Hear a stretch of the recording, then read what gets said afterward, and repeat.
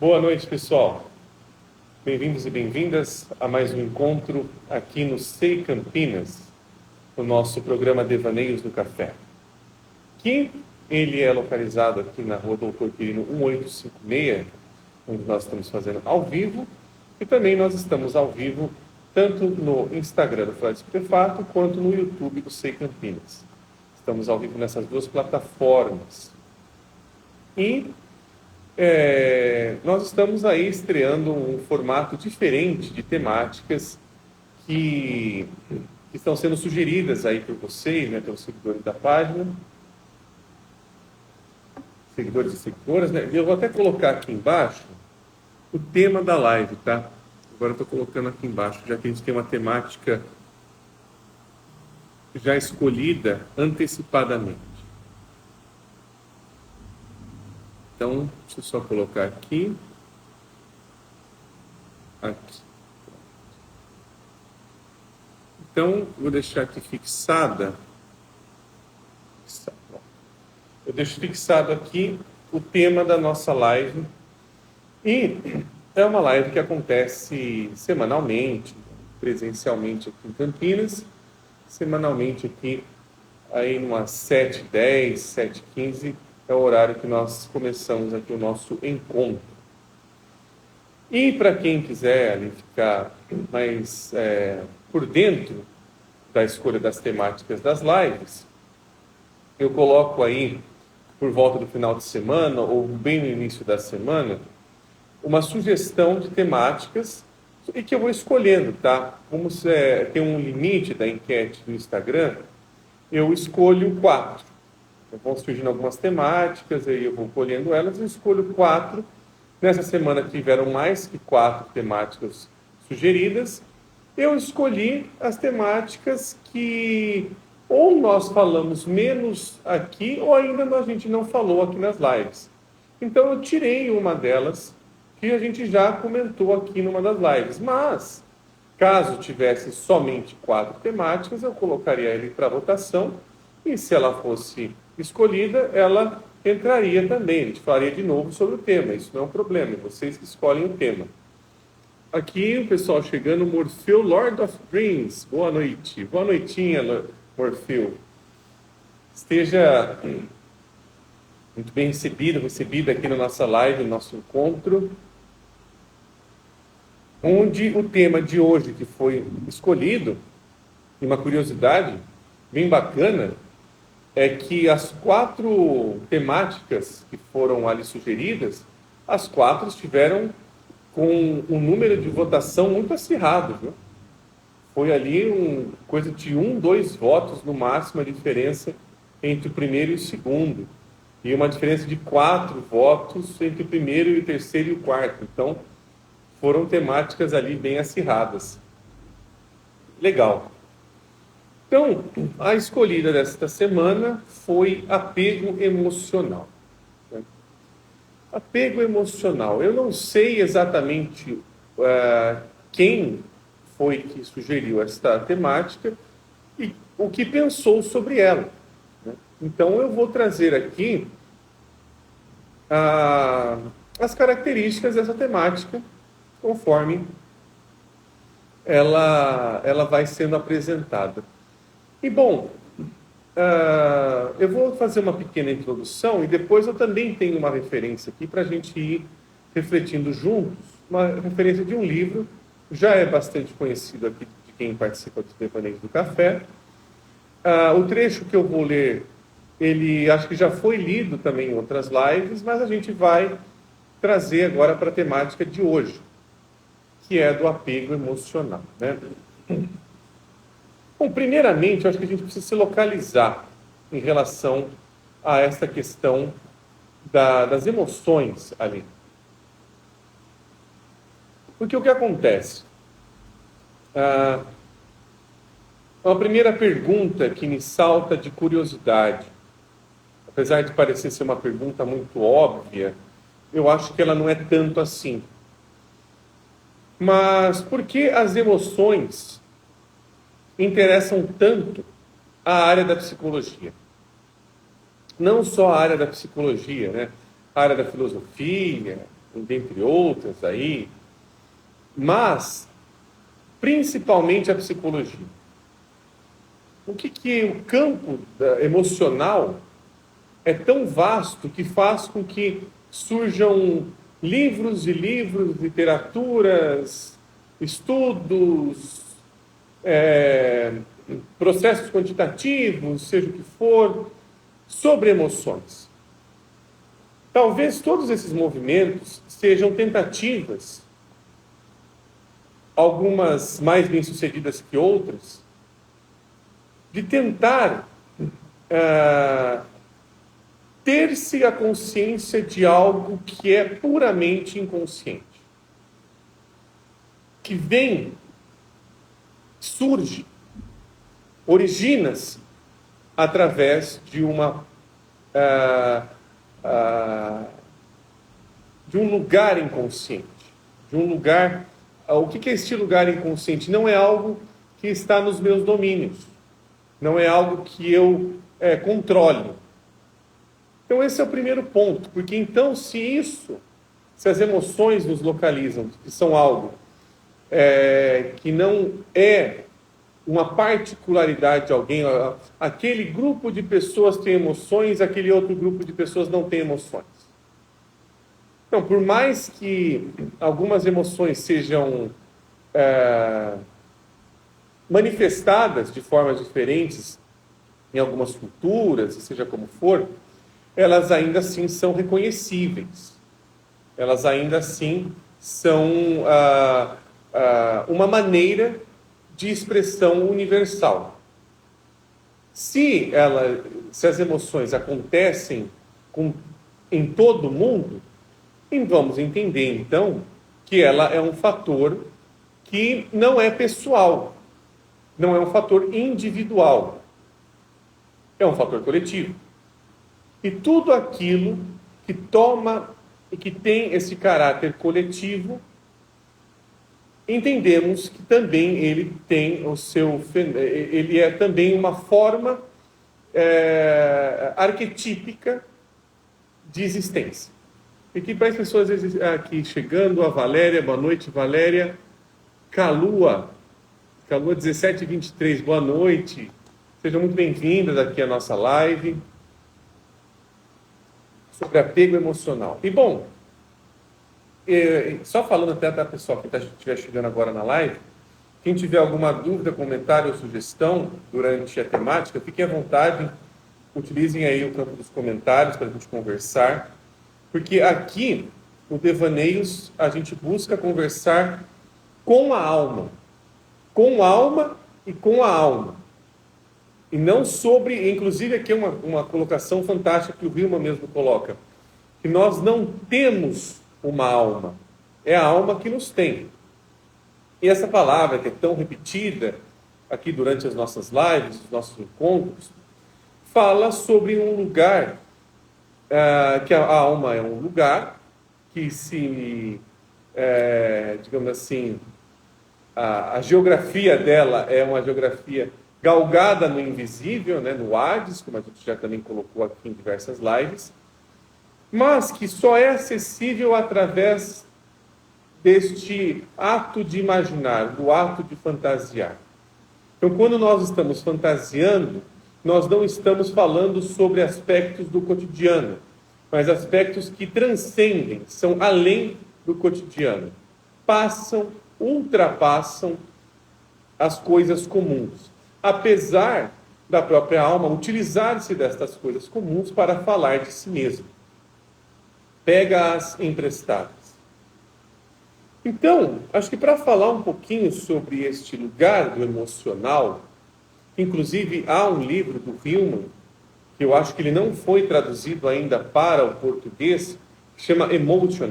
Não sei se é Emotional ou Emotion agora, mas eu sei que ele tem em inglês, dentro das obras completas do Hillman, eu não sei se tem em português, eu acho que não.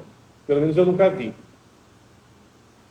Ou se tem dentro de algum outro livro, eu não tenho esse conhecimento. Mas como livro mesmo, eu nunca vi ele em português.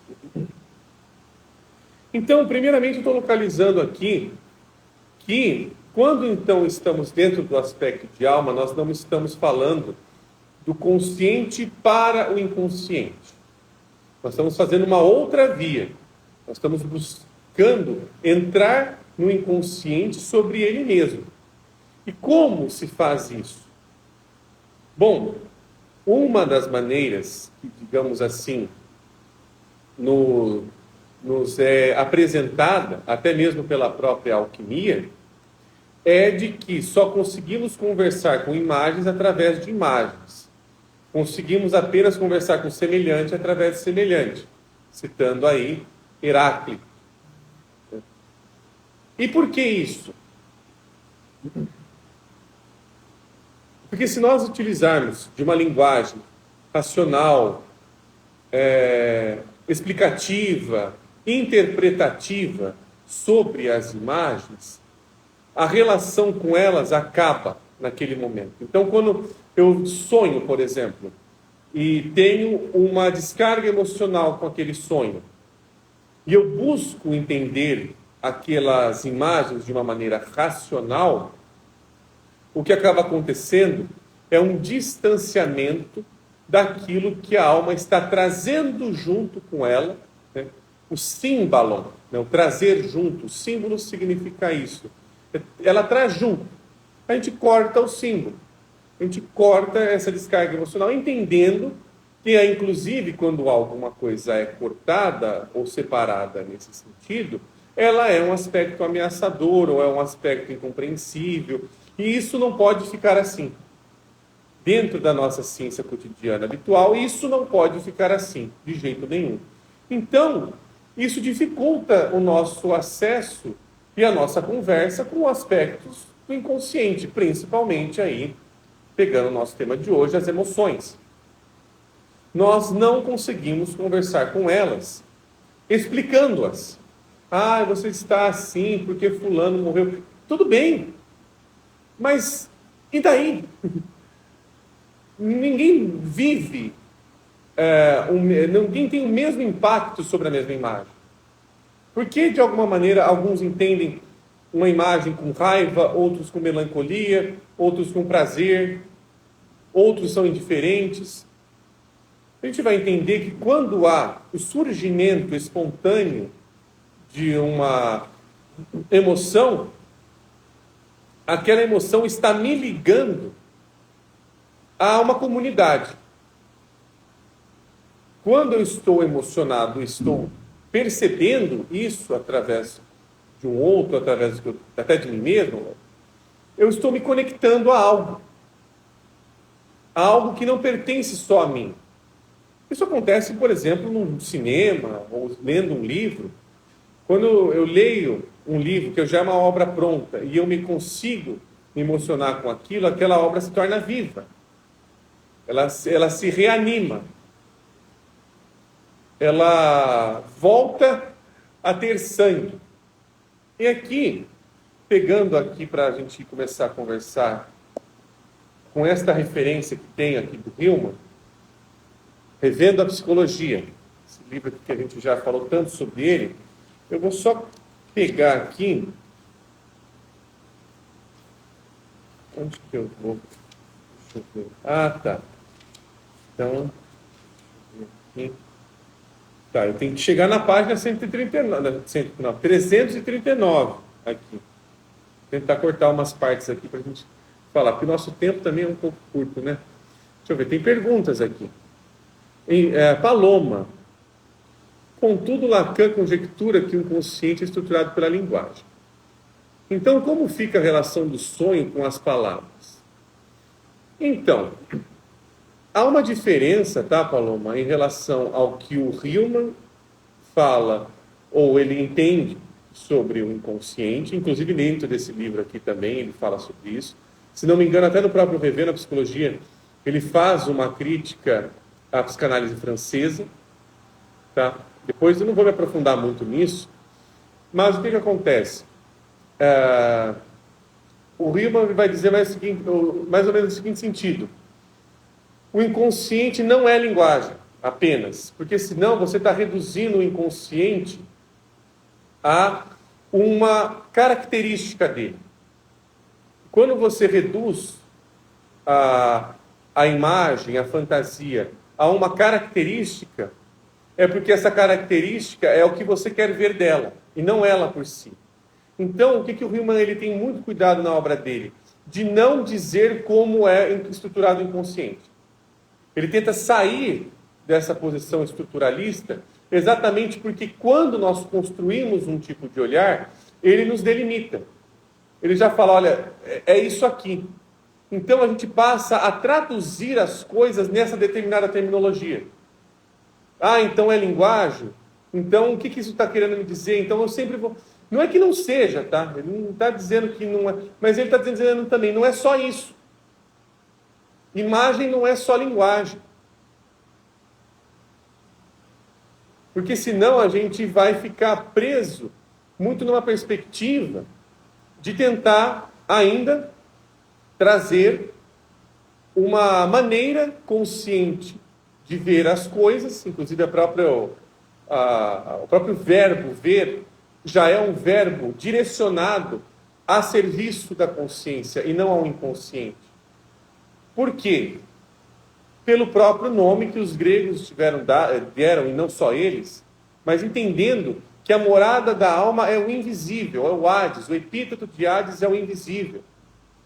Então, quando você está tentando ver alguma coisa, seja através da linguagem, quando você está tentando ver apenas de uma forma muito mais fixa, estruturando, né? Até a própria frase do Lacan já coloca como uma estrutura. O grande problema é que essa estrutura só vale para a consciência. Eu não sei se o inconsciente está a fim disso. Eu não sei se ele está a fim de estruturar alguma coisa.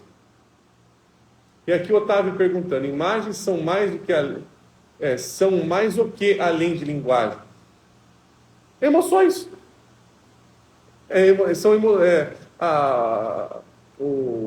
As imagens, elas têm um sentido provocativo. A gente tenta trazer uma linguagem a elas para conversar com elas, tá? É a nossa maneira, é a forma como a gente cria. A cura pela fala, por exemplo, é uma criação nossa, ocidental, de tentar ali comunicar-se com algo que não é palpável, não é tangível. A gente tenta, a gente vai tentando. Os poetas tentam muito isso, né? Mas o que os poetas eles fazem? Diferentemente dos cientistas, né, que também é a temática que a gente vai trazer hoje. Os poetas, ao invés de tentarem... porque o cientista ele tenta captar tudo daquela coisa, tenta entender ela por inteira. O poeta ele tenta manter a tensão do sei e não sei. Isso é mais difícil de se manter. E claro, dentro dessa tensão do sei e não sei, aí sim a gente pode colocar que quando nós vamos aprimorando a nossa linguagem, nós também aprimoramos a nossa relação com os conteúdos do inconsciente. Mas o aprimoramento da linguagem é para facilitar, melhorar, ou melhor, aprimorar, vou colocar a palavra para aprimorar, refinar a minha relação com o inconsciente, e não para defini-la. Então, uma coisa é dizer, por exemplo, a relação que eu tenho com a minha raiva é uma relação tóxica. Eu já estou engatilhando que a raiva é algo tóxico. Eu já estou estruturando isso na consciência. No inconsciente, eu não sei o que a raiva é. Eu estou mantendo ela longe. Agora, se eu coloco... Não, a minha raiva me faz agir de formas impensadas. Já não tem mais essa categoria do tóxico envolvido dentro da perspectiva, porque a linguagem e a imagem andam muito juntas, tá? Mas a linguagem não é, ou melhor, a imagem não é só uma linguagem. Ela tem diversas formas de dizer sobre ela. Ela é inesgotável. As imagens do inconsciente são inesgotáveis. A gente cria novas formas de diálogo, novas formas de de comunicação. A gente aprende outras línguas não à toa. São outras maneiras de se relacionar que nós buscamos aqui. Kalua.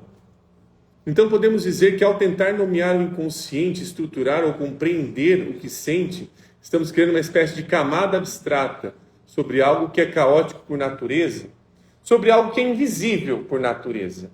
Sim, ao tentar compreender, a gente está compreendendo. O que é importante, inclusive esse livro do Hillman ele traz sobre isso, o que é importante a gente pegar aqui, ou melhor, da gente refletir, imaginar aqui, é que toda a estrutura, esse fenômeno estrutural, a quem interessa? A quem interessa que as coisas estejam estruturadas? Não delongando-se muito, mas isso, a estrutura, ela geralmente faz um serviço à consciência. Por quê? Porque ela organiza, ela coloca tudo mais definidamente, aqui é em cima, aqui é embaixo. Então, isso vai, inclusive, tirando algumas angústias. Mas para o inconsciente, tanto faz se a casa está em cima ou está embaixo, é a casa. Isso, a parte de cima e a parte de baixo tem suas diferenças, mas continua sendo a mesma casa. Ela é inseparável. E também tem uma outra coisa, tá, Kalua, que eu acho que é importante comentar. A maneira de expressão do inconsciente é objetiva, é concreta, tá? Citando aqui, eu não sei nem se eu estou no assunto, tá, gente? É que está surgindo os comentários aqui, eu estou indo por eles. Nem cheguei no livro. Mas o que acontece? O Jung, ele viu isso um pouco melhor que o Freud, tá? Honrarias ao Jung nisso. E, por exemplo, para o Freud, ele entende na obra dele que os sonhos, por exemplo, eles têm o seu conteúdo manifesto e o seu conteúdo latente. Ou seja, tem alguma coisa que eles estão escondendo. Ou, por algum motivo, eles não podem falar diretamente, estão usando um outro artifício para se manifestarem. Então, ao invés deles falarem sobre, sei lá, luto, eles falam sobre um brinquedo quebrado.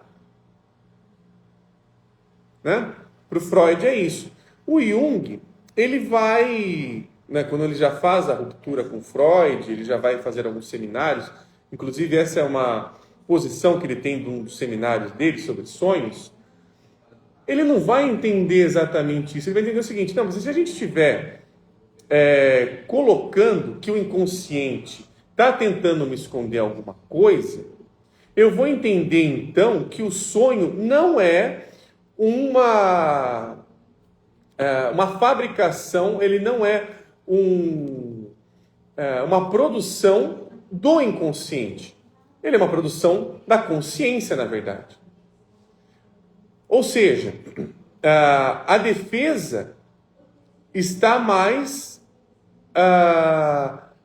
na forma de se ver o sonho do que no sonho em si. Agora, se o sonho está mostrando um muro, por exemplo, o Jung usa esse exemplo do muro. O sonho está mostrando um muro.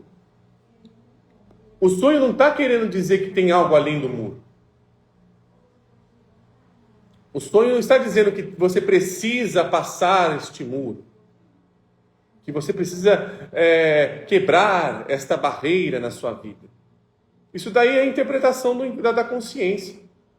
O que o sonho está fazendo como tal, como imagem, é dizendo: aqui há um muro.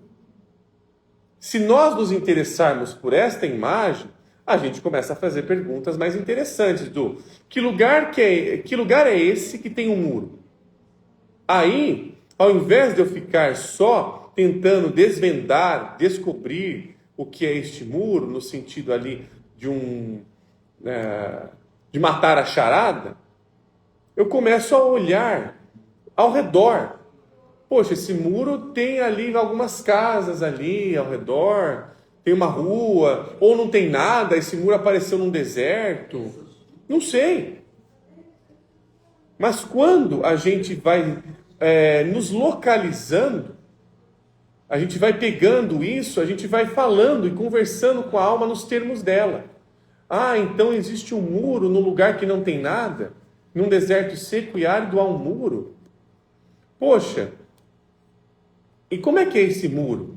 Ah, esse muro ele é cheio de ferpas, mas nossa, então existe um muro tentando proteger algo num lugar que não tem nada? Ou tinha e não tem mais, eu não sei. Então a gente vai perguntando para o sonho. Percebe? Então a gente só vai conseguindo acessar a linguagem, nesse sentido do inconsciente, se a gente pergunta para ele. Se a gente tenta se localizar mais. Isso também acontece com as emoções. Ao invés da gente tentar catalogá-las, se a gente perguntar com um pouco mais de interesse, por que eu fico com raiva nesses momentos? Por que nesse momento aqui eu tenho raiva e no outro que, sei lá, afeta um monte de gente eu não tenho? Porque especificamente tem isso daqui que quando eu entro aqui, inclusive eu perco a cabeça. Será que eu entrei no reino da rainha de copas, cortou minha cabeça ali do nada? Eu nem vi ela chegar, ela já me cortou. O que aconteceu? Eu não sei. A gente vai pela via do não sei. É a via mais segura para se conversar com o inconsciente. Entre aspas, né? Segura aqui. A gente já está fazendo um negócio meio maluco, né? Não é, a pessoa, para querer conhecer a si mesma, ela tem que ser meio maluca. Porque ela não vai encontrar coisas suaves, gostosinhas, bonitas. É um processo meio doloroso. Mas isso vai criando outras consciências, isso vai possibilitando delas aparecer. Então eu vou tentar entrar um pouquinho no nosso tema aqui. Fiquem à vontade, tá, pessoal? Não sei se respondi a pergunta de vocês, tal. Mas aqui eu estou colocando algumas diferenças de autores. Aqui tem outro comentário aqui do Morfeu Lord of Rings. Eu fechei a... Peraí, deixa eu abrir aqui que eu fechei sem querer. Página 330 aí. Achei. 334. Existe uma metáfora yogi. Emoções como os cavalos que movem a carruagem do corpo, que leva a alma como viajante. O cocheiro é a mente, que lida com as emoções através das rédeas do pensamento. É interessante isso, né? Mas vamos colocar aqui também esses cavalos, se eles quiserem, eles vão para eles. Assim, a gente tem uma ilusão de controle. Esse é o ponto. Não que a gente não consiga domá-los, mas tem cavalos que são indomáveis, né? Até se a gente for pensar aí na psicologia analítica clássica, quando o Jung fala da função inferior, são meio que uns cavalos selvagens que você nunca vai conseguir domar. Mas tem alguns que você consegue. Tem alguns que você consegue, sim. E que, inclusive, se você conseguir domá-los, eles fazem um serviço à alma também. O Pégasus é um exemplo. O Pégasus é esse cavalo alado que faz serviços aos deuses, né? E que ele sai, inclusive, ele nasce da Medusa. Ele nasce da Górgona. Que é bem interessante. Eu estou aqui só complementando aqui sua colocação, porque eu achei interessante. Mas vamos lá ao tema, né? Entrar um pouco nele. Né? Mas boas perguntas, tá, pessoal? Eu gosto de lives assim que a gente interage mais. Desumanizar a emoção e desmoralizar. Se nossas almas não são nossas, né, como eu tinha dito aqui, né, então a gente não possui uma alma. A alma nos possui. A alma das coisas nos tem.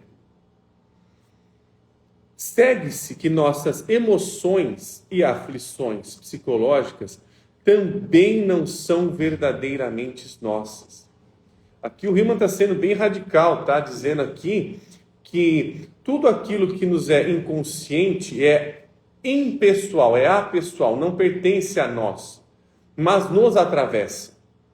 Por algum motivo, que é inclusive atravessando esses motivos que a gente vai encontrar um pouco quem somos e não sabemos quem somos. Né? São pelas vias impessoais que nos tornamos pessoas. Uma delas são as emoções. Elas vão e vêm, não pela nossa vontade ou desejo inconsciente, mas por fatores que são independentes da nossa potência. Elas, as emoções, pertencem aos arquétipos que nos afetam através do núcleo emocional do complexo. Isso aqui eu li numa live sim, agora estou lembrado. Então, a terapia dos afetos nunca será cingida apenas pelo exame e cuidado com a vida humana, mas será compelida pela natureza da aflição psíquica em direção a uma terapia arquetípica. Voltamo-nos aos arquétipos não tanto para alcançar as causas ou raízes da patologia, mas para encontrar as razões de fundo que dão significado à patologia. Isso aqui eu acho incrível. Ou seja, é quando eu consigo dar voz, eu deixo com que a patologia fale sobre ela mesma, na sua própria linguagem, aqui utilizando aqui o que a gente está conversando, que aí o significado outro vem. Quando eu deixo um pouco essa postura de entender as coisas da forma como eu costumo entender, eu abro espaço para entender alguma coisa diferente. Muitas vezes, quando nós estamos tentando justificar as nossas emoções apenas, nós não estamos dando espaço para que as mesmas sejam compreendidas nos próprios termos. Ah, eu não posso sofrer. Quem disse? Ah, eu não posso passar por aflição. Quem falou? Quem falou? Quem falou que você é tão quebrável assim? Emocionalmente falando. Esse quem falou é de propósito. Para que a gente localize que tipo de sujeito não está aceitando em nós mesmos, tá? Agora não é mais só um sujeito histórico, é um sujeito na alma, que não aceita que as coisas sejam de determinadas formas. Exatamente é esse sujeito que está dominando a consciência de alguma maneira. Olhamos para os arquétipos mais pelo significado formal e propósito nos eventos do que pela sua origem causal ou base material. Ou seja, aqui o Hillman está dizendo que para nós entrarmos no significado formal do arquétipo, há de se ter uma postura fenomenológica e não causalista. Ou seja, não é porque eu estou assim porque isso aconteceu há não sei quantos anos atrás. Não. Isso continua assim até hoje, porque talvez algo que aconteceu há não sei quantos anos atrás permaneça da mesma forma e foi intocado até então. Foi algo que foi deixado de lado. A alma está trazendo de volta algo que tem energia, vida, sangue, usando-se imagens, e que está estancado de alguma forma. Está coagulado. Aí vai lá o alquimista e tenta solver a coagulação. Exatamente porque senão não tem criação. Não se cria ali, sem solve et coagula. Assim como as aflições, as emoções colocam-me no centro das coisas, dando importância e convicção existencial ao humano. Aí entra um pouco nessa questão do apego que foi sugerido para nós fazermos a live de hoje. Elas, as emoções, parecem tão centralmente minhas. Contudo, são externas à pessoa individual. São alheias. Nós partilhamos emoções e elas são o que temos em comum. Elas transcendem a história e a localidade.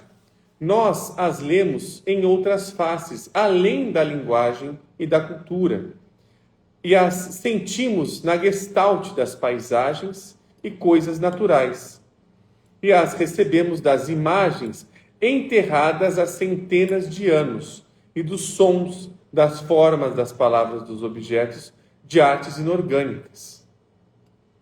Desgosto, ciúme e comédia têm suas próprias imagens e não requerem aparatos interpretativos algum.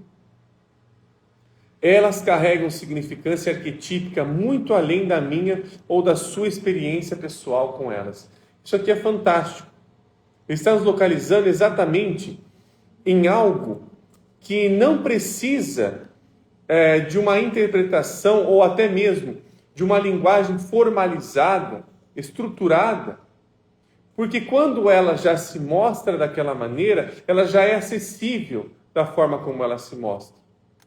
É isso que as imagens do inconsciente tentam fazer. Elas tentam mostrar como elas são. E o que acontece? Muitas das tentativas de interpretação sobre elas também são tentativas que se defendem contra elas, contra a manifestação delas, o que acaba, por então, anestesiando a própria possibilidade de captação daquilo que está sendo manifestado sobre aquela imagem.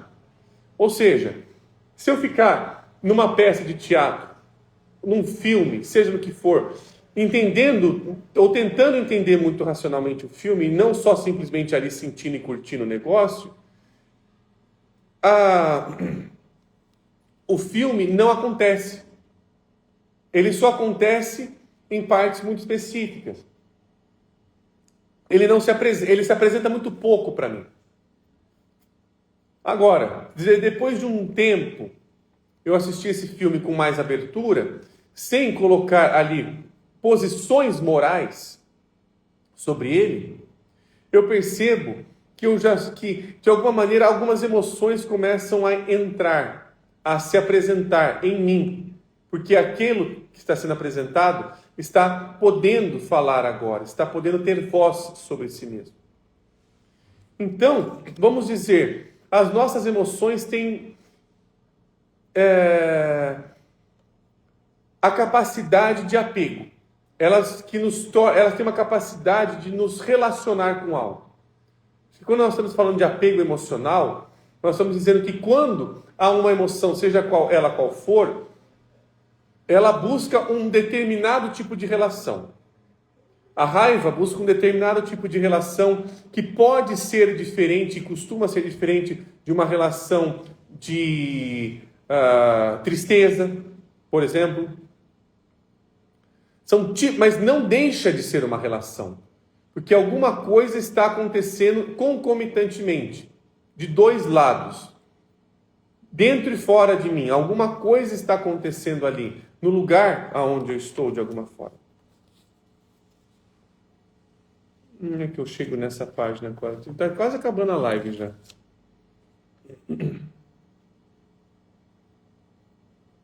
Aqui, ó, preciso dar uma lida nessa parte aqui também, antes de chegar na 339. Último parágrafo da página 336. Mas a terapia clínica, que lida com as emoções, insiste que elas pertencem à natureza humana. E aqui o Hillman está dizendo, em diversos estudos, inclusive sobre mitologia, que elas não são originalmente feitas pela natureza humana. Elas são de uma natureza não humana. Elas são uma dádiva dos deuses, como se diria dentro de uma perspectiva mitológica, de algo não humano, extra-humano, extraordinário, né? A terapia torna seus pacientes individualmente responsáveis e pessoalmente culpados por arquétipos universais. Somos responsáveis não apenas por nós mesmos, mas também pelos feitos dos deuses. Ou seja, é aquela coisa meio burra que as pessoas falam: você está sentindo raiva, tente controlar a sua raiva. Você está triste, tenta não ficar triste. Aqui ele está dizendo já, né, que eu estou só falando de uma forma um pouco escancarada, escrachada, mas para ficar um pouco mais possível de se conversar com ele. É isso que ele está dizendo, isso aí é loucura. É loucura. Não seja assim, não sinta isso, mude o seu mindset. Vai achando que é fácil assim, vai? Você vai tomar uma rasteira bonita achando que um negócio desse. A terapia arquetípica, em contraste, tenta imaginar as emoções menos pessoalmente. A gente está agora entrando numa outra perspectiva, numa outra narrativa, agora buscando sermos radicalmente psicólogos.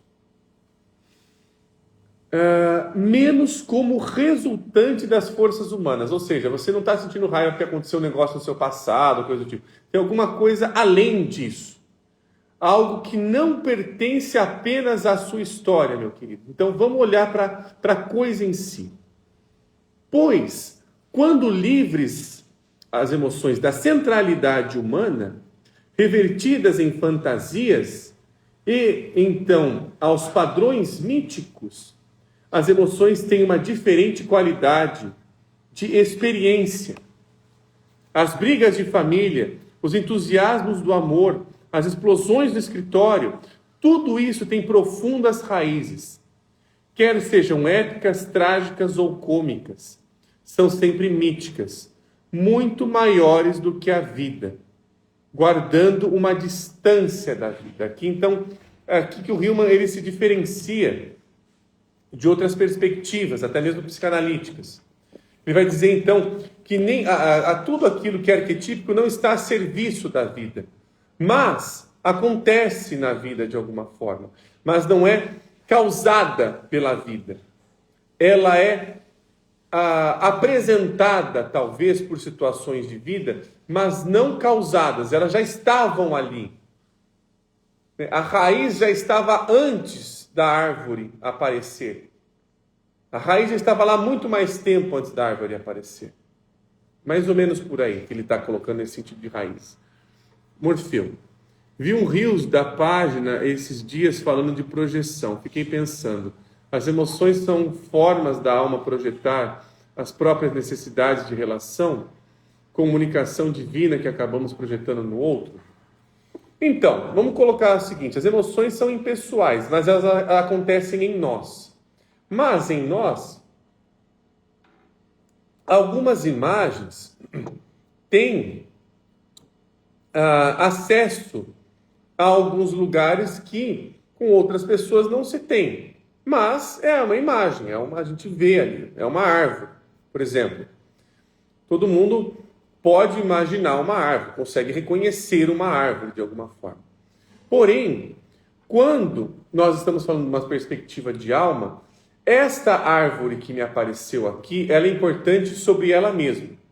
Então, o que o terapeuta arquetípico aqui, citando o Hillman, ele vai fazer? Ele vai buscar as características dessa árvore. Como essa árvore é? É uma árvore grande, uma árvore pequena? Por quê? Olha só, quando eu começo a narrar uma árvore, e uma árvore que, vamos colocar assim, por exemplo, vou dar um exemplo aqui agora. Eu sonho que eu estou numa árvore e que quando eu subo esta árvore, eu encontro as raízes dela. E ao encontrar as raízes desta árvore, eu encontro ali um casal de velhinhos. Eu narrei a árvore do sonho. Agora, o que essa árvore aqui tem semelhança? Com o que essa árvore conversa? Com o que esta árvore traz consigo mesma? É uma árvore genealógica, uma forma de se ver ali. Então, a gente vai caracterizando essa árvore, porque a árvore genealógica é isso, ela começa de cima e vai para baixo, vai vindo, as pessoas que estão nascendo agora estão lá embaixo, as que originaram a árvore estão lá em cima. Mas eu não vou descobrir isso se eu não narrar a árvore. Se eu ficar, nossa, tem uma árvore, se eu ficar só numa postura apreciativa, ou só numa postura, digamos assim, interpretativa, eu posso ficar ali falando de uma árvore literal. E não de uma árvore que conversa com a imagem de árvore. E uma das imagens de árvores possíveis é a imagem de uma árvore genealógica. Porque ela começa assim, com o que tem semelhança?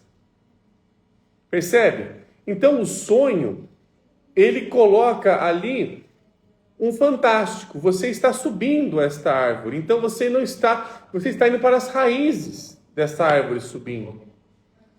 Olha a diferença que a gente está falando aqui. Então, a gente não sabe, porque se a gente for ficar pensando, como você se sentiu nessa árvore? Eu me senti com medo porque eu estava subindo, eu olhava para baixo, e aí eu estava com medo porque eu pensei em descer, tudo mais. Percebe que a gente está, talvez, se defendendo contra a árvore, usando aspectos muito subjetivos? Não, vamos sair um pouco desse lugar, do como você se sentiu, para olhar para a árvore em si. Porque como você se sente pode ser uma postura comum, digamos assim, cotidiana. Mas se você olha para a árvore, ela pode ser outra coisa também. Mas para que ela se mostre como sendo uma outra coisa, eu preciso ter interesse nela.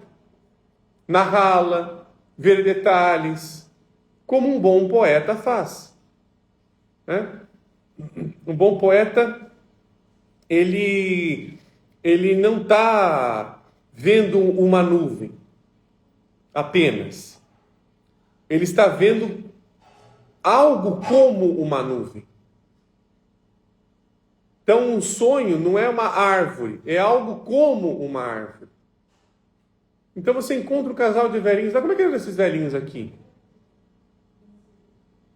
Agora, começa a fazer um outro sentido. E se a gente for além, inclusive, isso vai despertando outras emoções também. Opa, eu não estou mais conversando com um casal de velhinhos, eu estou conversando com alguém que me é familiar e eu não sabia. Olha o poder que a narrativa tem quando a gente narra melhor o sonho através da sua apresentação. Então a apresentação do sonho antecede a sua linguagem. A linguagem facilita a possibilidade de acessar outras coisas que estão no sonho, além daquilo que está visível. Estamos indo realmente ao invisível. Né? E bom, faltou algumas coisinhas para eu ler aqui, faltou poucas coisas, mas eu acho que foi uma boa introdução ao tema, tá? Acho que a gente já consegue trazer aqui algumas coisas, talvez eu traga em outros momentos aqui, mas foi uma introdução ao tema aqui. Foi uma live gostosa aqui para mim. Então, estamos terminando aqui por agora, pessoal. Agradeço muito a participação e colaboração de todas e todos vocês. E nos vemos semana que vem aí. Vamos ver o tema que surge para a semana que vem. Né? O tema, novamente aqui ressaltando, será colocado no final de semana ou no início da semana que vem, nos stories da página do Freud Estupefato, para entrar em votação. E quando for eleito o tema mais interessante da semana, ele aparece aqui então nas nossas lives aqui de quarta-feira, tá?